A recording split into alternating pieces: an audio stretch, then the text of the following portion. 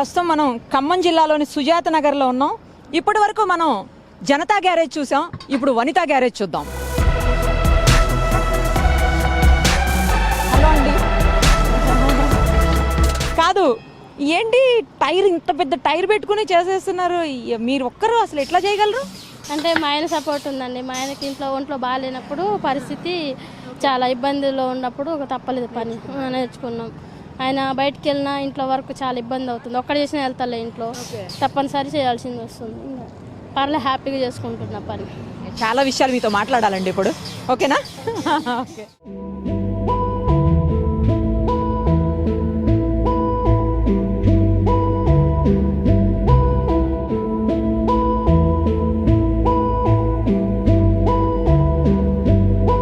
లక్ష్మి గారు నమస్తే అండి. నమస్కారం. చాలా గ్రేట్ నిజంగా, మీరు అబ్బాయిలు చేసే పని చేస్తున్నారు. అసలు నాకైతే చాలా ఆశ్చర్యంగా కూడా అనిపిస్తుంది.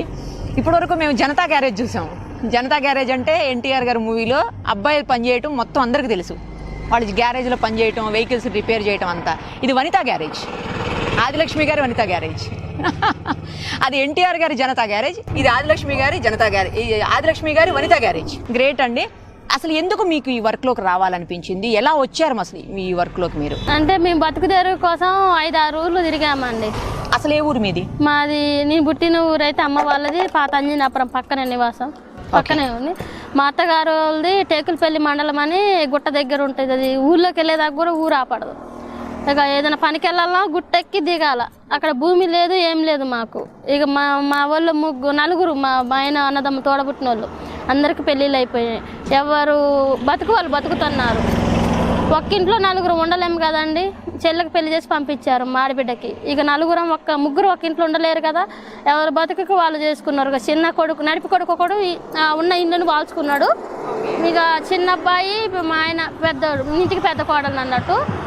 అయితే ఇంకా ఎవరు బతుకుతారు కోసం వాళ్ళు ఇక ఆడ పనులు నేర్చుకుంటూ చూసుకుంటూ వచ్చాం. టేకులపల్లిలో చేసినాం ఒక 3-4 సంవత్సరాలు. అక్కడ కిరాయి కట్టుకుంటా ఉండాలంటే గిట్టుబాటు అవ్వలేదు, ఇంట్లో వెళ్ళలేదు. ఆయన మా అమ్మ వాళ్ళ వైపు మేము 4 అక్క చెల్లెలం అయితే నేను 2వ అమ్మాయిని. ఇటు అన్నదమ్ముల ఎవరు తోడు లేరు. ఇంక కొద్ది గొప్ప నేను ఫస్ట్ నుండి కూడా కొంచెం ఇట్లా పైన తిరుగుడు నేనే ఇట్లా చూసుకోవడం అమ్మ వాళ్ళ దగ్గర. అక్కకి పెళ్ళి అయిపోయింది, చెల్లెళ్ళకి పెళ్ళిళ్ళు అయిపోయింది. చూస్తుండగా ఇంకా బాధ్యతలు పెరిగిపోయినాయి. ఇట్లా నాకు 2 పాపలు. అసలు ఈ పండగ ఫీల్డ్లోకి రావాల్సిన ఇంత పరిస్థితి ఏమొచ్చింది అంటే టేకులపల్లి ఇదే వర్క్ చేసిండు ఒక చేతి కింద. ఎవరు మీరేనా? మా ఆయన. అయితే రూమ్ రెంట్, చిన్నపిల్ల వెళ్ళలేదు ఇంట్లో. వెళ్ళకపోతే ఇంకా జీతం మానేసి మనం ఎక్కడన్నా పని చేసుకుందామని చెప్పేసి అమ్మ వాళ్ళ ఇంటికి వచ్చేసిన. అమ్మ వాళ్ళకి తోడుగా ఉన్నట్టుంటుంది. ఇక మా అత్తగారు లేరు, మా మామగారే ఉన్నారు. ఆయన ఎక్కడ ఒక్కర అన్నదమ్మ, నేను ఎప్పుడు వచ్చినా చూడము అనట్లే. ఆయనకి ఎక్కడ ఇష్టం ఉంటే అక్కడ ఉండాలి. 3 అన్నదమ్ముల దగ్గర హ్యాపీ, అది చాలా సంతోషం. అత్తగారు లేరు, నేను చేసుకోకముందే చనిపోయారు పాపం. అయితే ఇంకా ఆ మామయ్య విషయం అయితే ఎప్పటికైనా మాదే బాధ్యత. ఏడున్నా హ్యాపీనెస్ చూడడం.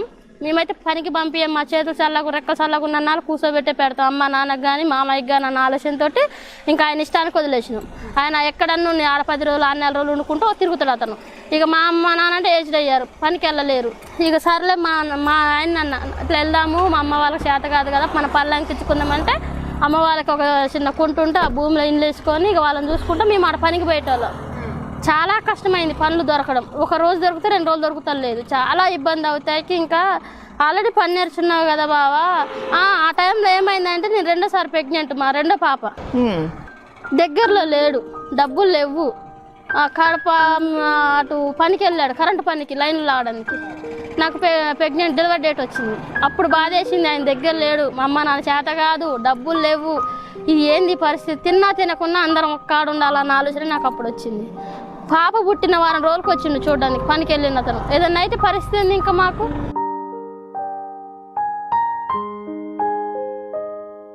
ఇక భయం వేసి లేదు అందరం ఒక్క కాడే ఉందామని చెప్పేసి ఈ షాప్ అప్పుడు పుట్టిన పాప అప్పుడు ఆలోచించి పెట్టడానికి 3 సంవత్సరాలు పట్టింది మాకు. ఈ పనికి కనీసం 1 లక్ష రూపాయల లోపు కావాలి. సెకండ్ హ్యాండ్ సామాన్లకి అన్ని సెకండ్ హ్యాండ్, కొత్త ఏం కొనలే. అయినా కూడా అంత అయింది. అంత అయింది. ఏదైనా 25,000 తగ్గలేదు. మిషనరీ అనేది ఇది వేసుకున్నా 25,000కి తక్కువ లేదు. ఇది గ్రీజ్ కొట్టేది.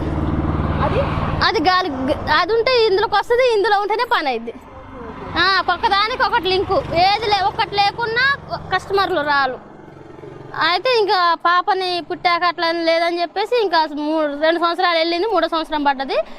అప్పటికి ఇక కష్టం రెక్కల బతుకు మీద వెళ్తుంది, ఏం లేదు మాకు. సర్లే ఒక కాడు ఉందాం, నేను గాలి పెట్టడం ఏదో ఒకటి చేయకపోతున్నా చేత కాకుండా అని చెప్పేసి పెట్టేసిన ఒక 3 నెలలు 4 నెలలు మంచి చేసిండు, అంటే మంచిగా ఉంది, పని చేసుకుంటున్నాం. ఒంట్లో బాగాలే మా ఆయనకి, జ్వరం తగిలింది. ఇక పని చేయలేకపోతుంటే ఇక నేను చేయాల్సిన పరిస్థితి వచ్చింది. ఇటు అమ్మ నాన్న ఇద్దరు ఉన్నారు, మళ్ళీ మా చెల్ల వాళ్ళ ఆయన 3 నెలలకే చనిపోయాడు, పాప పుట్టిన 3 నెలలకే చనిపోయాడు. ఇంకా ఆ పాప కూడా మా ఆమె బతుకు చూసుకుంటుంది, అంటే బతకడానికి వెళ్ళింది.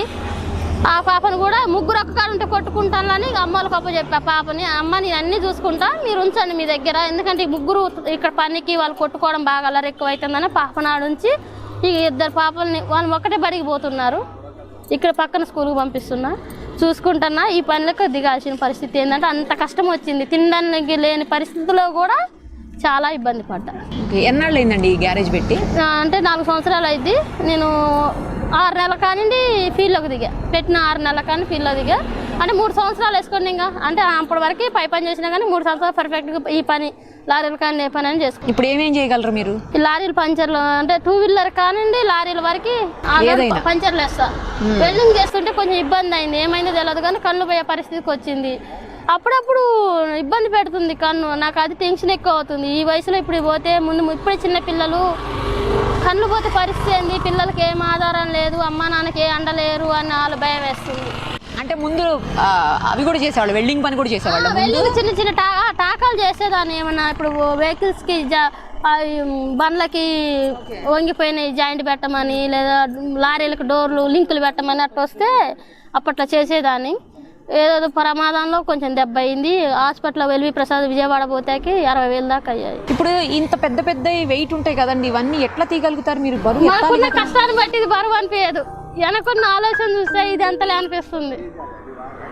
మనం ఇష్టపడే కష్టాన్ని వెనక కష్టాన్ని చూసుకుంటే ఈ బరువు అనేది నాకు ఏమనిపిస్తాలి, అవతల పాపను చూసుకుంటా ఈ చెయ్యాలి వచ్చే పని అయినా అనే ఆలోచన ఒకటి ఉంది.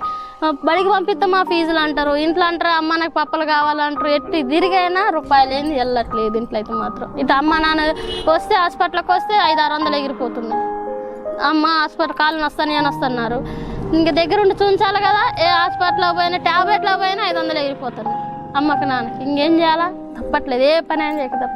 మా ఆయన అన్నం ఉండబట్టి చాలా వరకు ఈ పని. మరి రాత్రిలో వస్తాయి టైర్లు పంచర్లు అయ్యి ఒక్కోసారి రాత్రి 1 గంట అయింది, 12 అయింది, 2 అయింది, 3 కూడా అయింది ఆఖరికి. ఇక నేను చేసిన నాడు మా ఆయన లేవడు, మా ఆయన చేసిన నాడు నేను లేవడు, ఎవరిమన్నా ఒకళ్ళు లేచేస్తారు.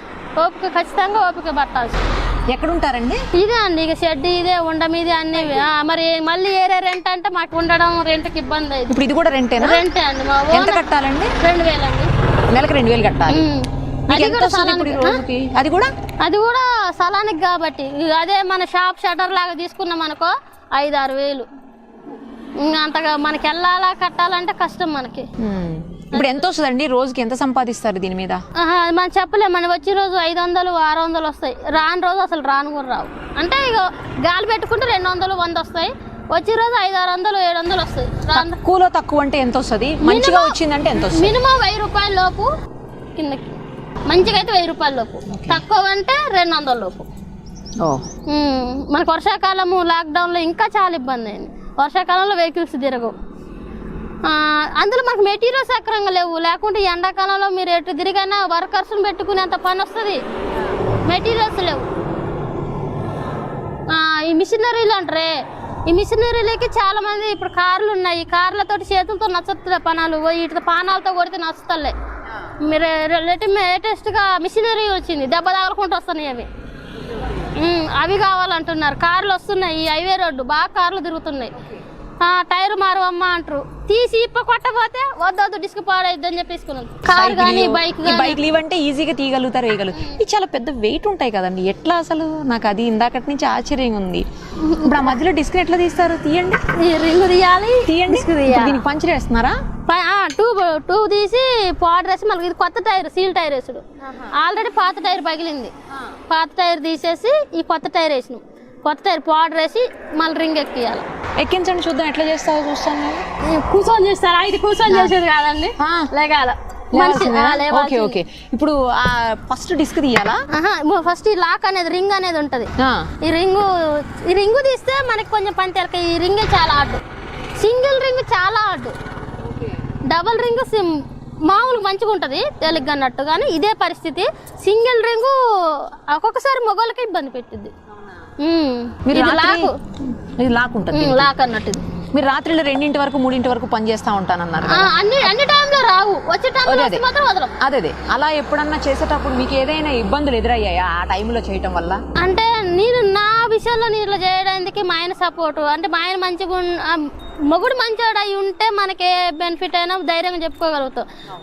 మనం కట్టుకుంటే ఎదుటోళ్ళు ఏమన్నారు అన్న ఒక ఫీలింగ్ నాలో ఉంటుంది. నేను పుట్టిన కానీ పెరిగిన కానీ నాకు తెలిసింది ఏంటంటే, మనం నిజాయితీగా మంచిగా ఒక ఎదుటి మనిషిని ఒక విధంగా చూస్తేనే ఆయన మనకు విలువిస్తాడు. మనం కొంచెం విలువ తక్కువ చేస్తే వాళ్ళు విలువ తక్కువ చేస్తారన్న ఒక కాన్సెప్ట్ తోటి వచ్చేటప్పుడు అతను గౌరవంగా మా సుత్తనే ఆయన మనకు గౌరవం ఇస్తాడు. అలా జరిగినా కూడా కొన్నిసార్లు వాళ్ళ నుంచి కొన్ని రకాల ప్రాబ్లమ్స్ వస్తుంటాయి కదా. ఫేస్ చేసినంత వరకు అయితే ఈ వర్క్ ఫీల్ అయితే ఏ ఇబ్బంది పడలేదు ఇంతవరకు. నైట్లలో అన్న తమ్ముడు అన్నట్టు పిలుసుట్లు అయినా కానీ అక్క నాకు చాలా ఇబ్బంది అక్క వాళ్ళు బతిలాడి చేసి సరే ఎంత ఇబ్బంది పడతాడో అని లేట్ చేసిన రోజులు ఉన్నాయి. పాపం నన్నైతే ఇంతవరకు నేను ఎవరిని నా జీవితంలో నేను ఎవరిని ఏమనలే, నన్ను ఎవరు ఏమనలే. నా మా ఆయన చేసుకోకముందు నుండి నాకు ఇది పరిస్థితి అయితే ఏది ఎదురు రాలే.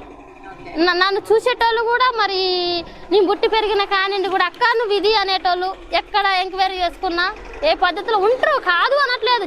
లేడీస్కి జరగకుండా ఉండవు, నేను ఒక్కదాన్ని మంచిదాన్ని అనట్లేదు. కానీ సిచ్యువేషన్ ఏంటంటే నేను ఉండే బిహేవియర్ ని చిన్నప్పటి నుండి ఈ డ్రెస్సులు వేయలే, మీరు నమ్మకుండా పెళ్ళైనా కేసా మొత్తం లాగు సొక్కాలే. లాగు చక్కాలు, బైక్ ఏమంటారు సిగరెట్ ప్యాకలాట, పైసలాట, అదే గుండాలు పెడితే పెళ్ళై నాకు మా అమ్మాయిని కడుపులు పెట్టుకొని కూడా పైసలాట అని నాకు అంత ఇష్టం. చిన్నపిల్లలాగా పైసలాట అని, చిన్నపిల్లలతోటి గోళీలాట అని, ఇంకా అలాంటి చాలా ఇష్టం. నా బిహేవియర్ ఒక అబ్బాయికి ఏదో దృష్టి బయటట్లేదు. నా విషయాలు అందరూ చెప్తా అంటే వింటున్నా. నువ్వు అబ్బాయి కాల్సింది అనవసరంగా అమ్మాయి వైపు పుట్టినవని మా ఊళ్ళో అందరూ ఊక అంటూ ఉంటారు. ఇది సమస్య కాదు కానీ మామూలుగా ఆ పిల్లలతో ఆడు నీకు ఇంకా అర్థం కావట్లేదా అని ఒక పిల్లకి తల్లి అవుతున్నావు ఏంది అట్లన్నా అందరూ ఆట గొలుగులు తీసేసి ఆడడం ఇష్టం. చిన్నప్పటి నుండి చెట్లు ఎక్కడం, చింతకాయలు, గుబ్బకాయలు అట్లా ఎక్కి ఆడడం చాలా ఇష్టం. అట్లా బాగా చేశా. అందుకే మా ఇంట్లో కొంచెం ఏమంటారు అబ్బాయి లేని లోట్లాగా తిరిగాను నేను పైన. ఇంట్లో పని సరిగా నచ్చదు, అది మెయిన్ కాన్సెప్ట్. ఇంట్లో పని నచ్చదు నాకు, ఇవే ఇష్టం. ఈ పని అని కాదు కానీ పైన అబ్బాయిల బండ్లు బైకులు ఏం కావాలని తేవడం, ఏదన్నా ఇవ్వడం, కట్టెలు లేవు కట్టెలకు పోయి రావడం, అట్లా అబ్బాయి చేసే పనులు, బొగోళ్ళు చేసే పనులు కొంచెం ఇంట్రెస్ట్ ఉంటుంది. ఇంట్లో గిన్నెలు బట్టలు ఇంట్రెస్ట్ ఉండదు నాకు, కానీ తప్పదు. ఇప్పుడు బాధ్యత, పిల్లలు, అమ్మ నాన్న, అది 4 అక్క చెల్లెలు, 2 చెల్లెలు చదువుకున్నారు. మీరేం చదువుకోలేదా? నేను అంటే నేను 2వ తరగతిలో బడికి పోయేటప్పుడు మా చిన్న అమ్మాయిని రెండో అమ్మాయిని పట్టుకున్నా. ఇంకొద్దిగా పడిపోతుంటే మా 2వ అమ్మాయిని పట్టుకున్నా. ఇంకా వాళ్ళిద్దరు నర్సింగ్ ఒకరు చేశారు, ఏఎన్ఎం. చిన్న అమ్మాయి డిగ్రీ 2nd ఇయర్లో పెళ్ళైంది, సిస్టర్స్. ఇంకా నేను నాకు చదువు పోలేదు, ఇంకా వాళ్ళ కోసమే పర్లేదు. ఇంట్లో కొంచెం ఇబ్బందులు ఎదురయ్యి చిన్న పిల్లల్ని పట్టుకొని బడికి రావద్దన్నారు. స్కూల్కి పాప డిస్టర్బ్ చేస్తుంది, వద్దమ్మా ఇంటికాడ పెట్టిరా అంటే ఇంటికాడ అమ్మ పనికి పోయేది నా చిన్నప్పుడు. ఇక అటు బడికి పోకుండా ఇటు ఇబ్బంది అయింది. తీరా నేను మ్యారేజ్ చేసుకుంది కూడా మా మామయ్య కొడుకుని, సొంత వాళ్ళు అంటే కొంచెం రిలేటివ్స్. అందువలన ఇంకా నాకు ఇప్పుడు లారీ టైర్ తీస్తారు కదా, లారీ హైట్ ఉంటది కదా, ఎక్కి తీయాలేమో, ఎక్కి పెట్టాల్సిన అవసరం హైట్ ఉండదు. కాకపోతే కొంచెం ఎంతైనా తేలికని నేను అన్ను ఇష్టపడి చేస్తే మాత్రం చేయగలిగింది అయితే ఏదీ లేదు. అమ్మో నేను ఇది చేయలేని వెనక్కిపోతే మాత్రం కష్టమే.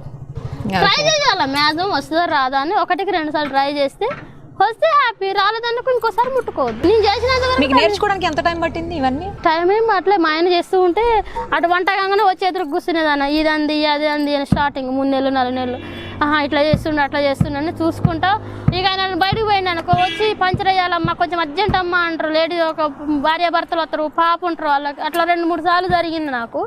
ఇక వాళ్ళకి చేసిన మా ఆయన లేకున్నా కూడా నేను చేస్తున్నా అని చెప్పి ఇక చేయడం స్టార్ట్ చేశాను. ఇప్పుడు అసలు ఇంకెవ్వరు అవసరం లేకుండా మీరు ఒక్కడే చేసేయగలరు.